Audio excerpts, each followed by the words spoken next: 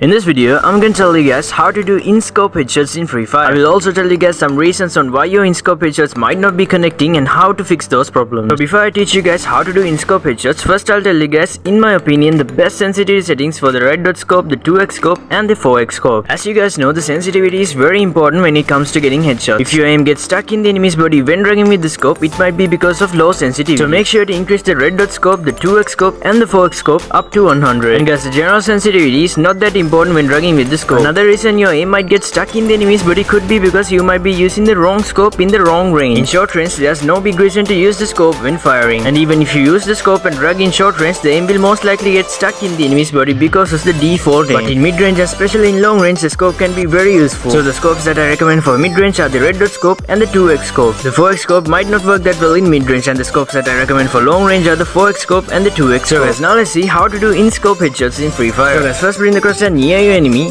Next press the scope button, and as soon as you press the scope button, quickly drag the fire button upwards. One mistake that most players do while doing this step is that they open the scope and fire after some time. So instead of doing that, open the scope and quickly drag the fire button as soon as you open the scope. And guys, make sure to place the scope button and the right fire button near each other so that you can press them fast. You can also bring the scope button onto the left side so that you can press the scope button with the left thumb finger and drag the fire button with the right thumb finger. If the enemy is moving towards the right side, drag the fire button towards the right side. Likewise, if the enemy is moving towards the left side, drag the fire button towards the left side. Another mistake that players do is that they keep on firing for very long. As you guys can see here, when you open the scope and fire for very long, the bullets start to recoil. So make sure to use the split fire technique when dragging. Guys, when selecting guns and gun skins, try to select guns and gun skins that have a high rate of fire. You can also use the LoRa character to increase your accuracy when firing while using the scope. Guys, there are also many other ways that you can do in-scope headshots, such as by using the precise on scope method and also by using in-scope auto headshot tricks. If you guys want me to make a video on the precise on scope method, let me know that down in the comment section below. Guys, check out this video if you guys want to learn how to do 6 types of in-scope auto headshot tricks like WhiteFF.